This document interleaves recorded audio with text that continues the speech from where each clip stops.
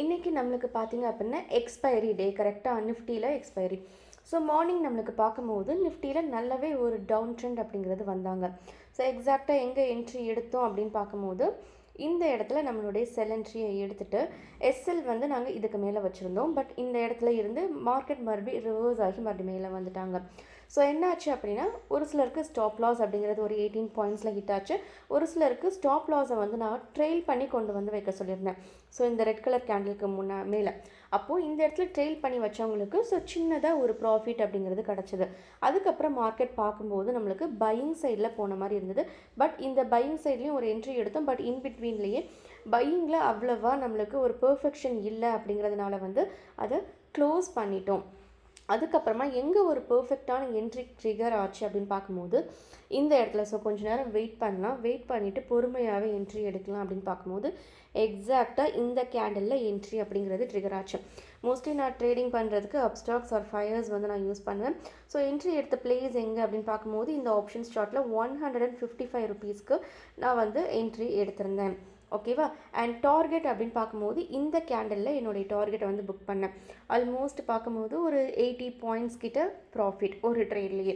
ஒரு ட்ரேட் என்ன தான் 18 பாயிண்ட்ஸ் எஸ்எல் ஹிட் ஆகியிருந்தாலுமே அடுத்த ட்ரேடில் நம்மளுக்கு 80 பாயிண்ட்ஸ் ப்ராஃபிட் அப்படிங்கிறது வரும்போது ஆல்மோஸ்ட் 55 பாயிண்ட்ஸுக்கும் அதிகமாகவே நம்மளுக்கு ப்ராஃபிட் அப்படின்ட்டு ஓவராலாக இருக்குது.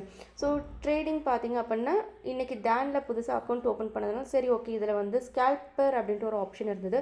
அது ட்ரை பண்ணி பார்க்கலாம் அப்படின்ட்டு ஒரு லாட் மட்டும் யூஸ் பண்ணி எக்ஸாக்டாக இந்த டைமிங்கில் தான் மார்க்கெட்டில் ஃபண்ட் ஆட் பண்ணிவிட்டு லைவ்லையே மார்க்கெட் எப்போவுமே ஸ்டூடெண்ட்ஸ் கூட சேர்ந்து தான் நான் வந்து என்ட்ரிஸ் எடுப்பேன்.